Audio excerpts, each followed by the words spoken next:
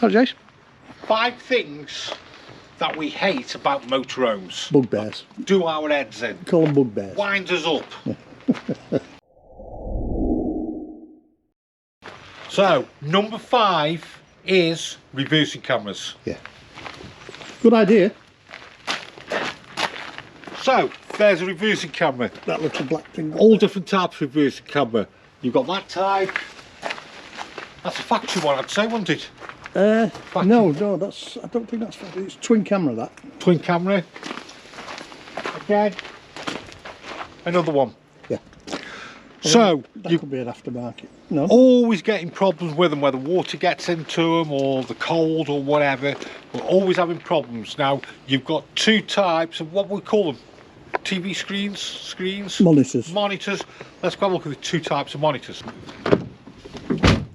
Right, so this one, the monitor is in the media pack. It's built in. Yeah. So if you ever get a problem with this monitor, you have to send the monitor all off to get it done, basically. And especially on the older vans, they don't make the monitors anymore, so you have to put a new reversing kit on them. So that's one type. Let's show you another type. Are you going to turn it on and show us? No? No? Yeah. No, because I don't like reversing cameras. Right, come on. Well, let me show you. Take it out again and put it in reverse. I'll just do that, Kev.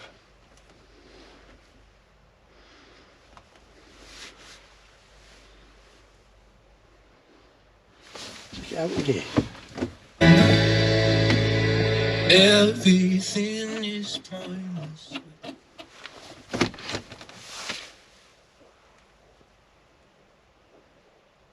No signal.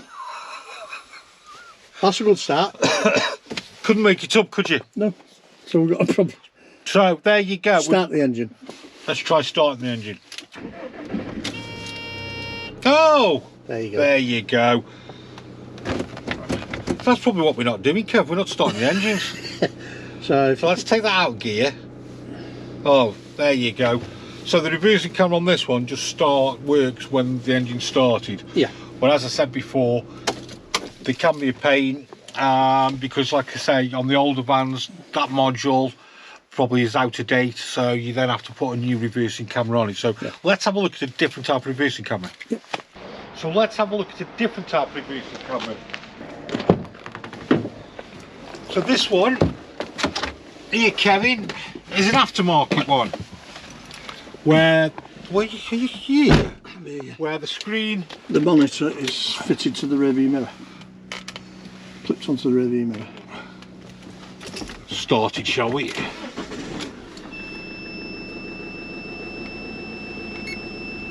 There you go. Let's just put that on.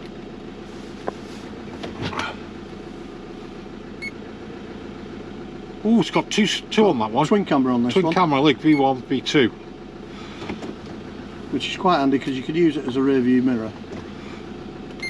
Or you can use there you go. When you're reversing, you can see so if you're driving along, you can do it like that. Or when you're reversing, you can go like so. Yeah. So there's twice the amount of things that can go wrong with this one. You do get problems with these monitors. And we do get a lot of problems with the monitors as well. And I can't understand why. No. Because it's not as if it's outside in the elements or anything like that. So our bugbear for number 5 is the reversing camera. We're forever changing cameras and monitors all the time. And the wiring's not the same on them all, so no. you're changing the complete kit. That's the connectors just to connect up to them. Some have got like a 12 pin or yeah. 7. So it's not just a case of, oh, we'll go and buy a new camera, stick it on and plug it in. No. Don't work that way. No, never anything simple, is it? Basically. Right, so let's move on to the next one. Next bugbear. Number 4, butane. Yeah. All day long, propane. Propane has a better freezing rate, -45, where butane's -5. Also, the connectors are all different as well, and we just find propane, for us, for checking vans off, is a much better gas than butane. It's a hotter gas, isn't it? Yeah, well, propane, just so you know, is red bottle, butane is blue bottle. There are some other manufacturers that might have a yellow bottle, like the one there, for instance. Yep. That's flow gas, but that is butane, isn't it? Yeah, so our biggest pain is butane. We much prefer the propane So if you're thinking of getting a motorhome or anything like that, go for propane. Like I say, it's a much better gas. Costs you a few quid to change the pigtails and you go. Yeah, and off you go. Yeah. So, next one. Change the location. Number 3, water. Let me show you. Not all models do it, but I know Bailey's do it on some of the vans, Autocruise do it on some of the vans, Autoslipper do it. This Alde does it, is filling your fresh water up. Look, what you have to do, and I know why they do it, is just like with the caravans, you put your pump in and then it goes into the aquaroll and you can fill up your fresh water tank that way. And I know why you do it, because if you're on a campsite and you're running short of water, you can move it and fill it up. You don't have to move to a hose pipe, to a tap for your hose pipe, you can use that. So you have to have one of them, carry an aquaroll roll as well to fill up. Or if you want to do it from a hose pipe, you then got your pumpy thing that you put in, and then you can connect that up to the hose pipe. To be perfectly honest, if you're going away in your motorhome, you'll fill up when you get to a campsite, you'll carry a hose with you, you haven't got to carry a big aquaroll. I can't see the point. I carry a water container and a watering can. That's what I mean. And just keep topping it up. That's what I mean. So because you can't do that with a watering can, you know. No, you just can't get at it. I can see why it's done, but what's the point? Yeah. More for caravans, isn't it? Exactly. Let's move on. Number 2, biggest bugbear, drives us potty, is electric steps. The thing with electric steps is nobody gets gently into an electric step when they get into the van, sorry. People bounce into them. So the wear and tear electric step gets quite a lot. The other side of the coin as well is some of the electric steps are they made in Italy. I think Thule, is that Swedish, is it? Yeah, but some of them they're made in Italy, so they're made abroad. So what you get is the motor for the electric step is put on this side. Do you want to just show people if we can see it on that, Kev? Can you see it?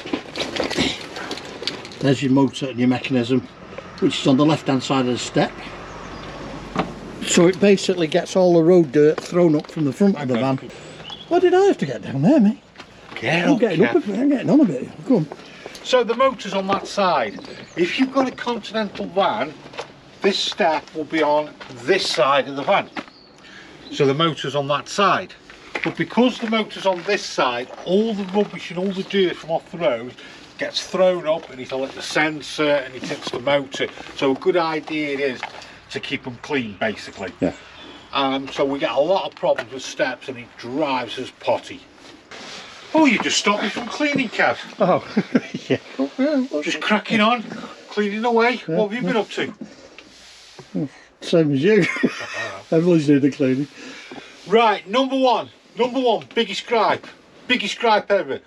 If you're a 4-berth motorhome, if you're a 5-berth motorhome, if you're a 6-berth motorhome, have 6 travelling seats or 5 travelling seats or 4 travelling seats.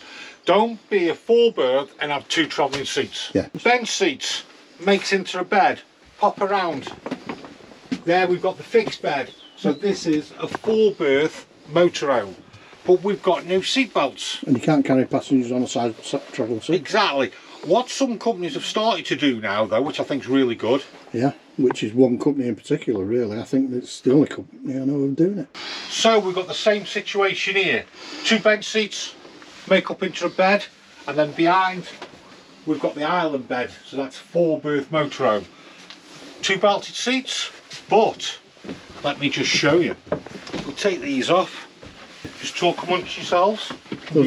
Those could be put on the island bed at the back, out of the way. So. Put these here. Let's just put that over there, Kev. Don't move. You just carry on watching me. Well, I'm in charge of the camera. We can bring this up. Been a while since I've done one of these, Kev. You cut your finger last time you were doing it. I did, didn't I? Yeah. You remember how to do it? No. Should I pause this while you forget it? Yeah. Right, go on, Jace. You want me to show you, Kev? Go on, show me. Like that. That goes down. And voila! one travel seat. One travel seat, Kev. So I think that should go that way. Yeah. That, oh God's sake. Wish I'd never started something now. That needs to go further, Jason. Well, it's not going bloody further, is it, Kevin?